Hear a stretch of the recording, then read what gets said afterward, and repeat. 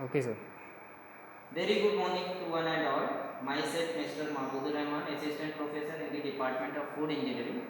Today, uh, we will do the practical of separating and throttling calorimeter. So, we know that it consists with the various parts, that is separating container as well as the calorimeter tank, then boiler, and it will be attached with also our pressure of separating, then throttling as well as the pressure of boiler. So we know that at the time when we calculate our pressure dryness fraction from separating and throttling calorimeter, it must be necessary that to calculate our pressure of internal inlet supply from boiler, that is the P pressure. It means, and P1 the pressure steam inside our separating calorimeter, and P2 that is the pressure of our throttling calorimeter. So at the time when we plug this our calorimeter, at that time this observation will be calculated. It will be take the time of half an hour, and after that their reading will be changed, and we will take their reading, the pressure of P of our boiler, and P1 the pressure steam inside our separating calorimeter, and P2 pressure of our inside throttling calorimeter.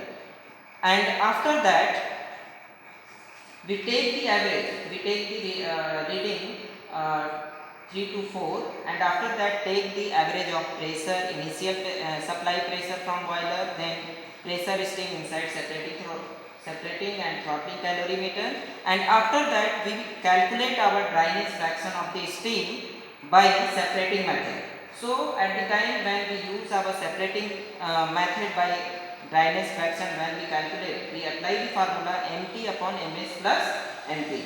Mt, that is our mass of water leaving from our throttling calorimeter, and ms is mass of water collected in separating calorimeter, and m that is the mass of steam entering to separating calorimeter. It means the mass of water collected in separating calorimeter, that will be collected from here, and mt that will be collected from mass of leaving from throttling calorimeter.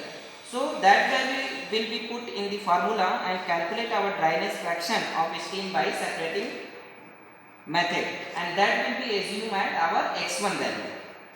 And after that we want to calculate dryness fraction by throttling method, because we are collecting our liquid through throttling from there, so that will be our x2, and it will be calculated by hg2 plus cp in bracket t2 minus ts2 minus hf1 upon hfg1, where our hg2 total heat of steam pressure P2 in kilojoule per kilogram, and cp specific heat of steam after throttling, and it will be our constant 2.01 kilojoule per kilogram, and T2 that is the temperature of the steam inside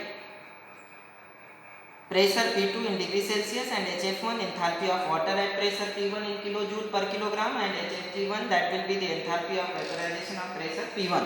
Okay, so when we put the value of our Hg2, means we put the value of P2 there. So whatever the value of P2 we obtain after completing our pressure, that will be put there, and the value of Cp we put 2.01 into the temperature T2 and Ts2, that will also be T2, that will be calculated from our during the time of practical, and Ts2 that will be the temperature of saturation, that will be calculated from our uh, pressure table, saturated water and steam pressure table, we can say that, and we put that value, and also we put the value of our enthalpy, that will be against find from the pressure table at the pressure of P1, that will be our HF1, and after that we put the value of HF2, enthalpy of vaporization of pressure, that will also be calculated from our pressure table, steam saturated water and steam pressure table. Okay, so in this way we calculate our value of x2, that will be the dryness fraction of steam by throttling calorimeter. And after that we calculate our quality of steam, because we want to calculate here the dryness fraction of steam, that will vary according to our steam pressure. Okay, so at the time when we calculate our quality steam x, that will be equal to x1 into x2. So whatever the value we obtain x1 and x2, that will be multiplied, and after that that will be calculated our quality of steam. So in this way we calculate the dryness fraction as well as the quality of steam measured through our separating and throttling calorimeter. Okay, thank you.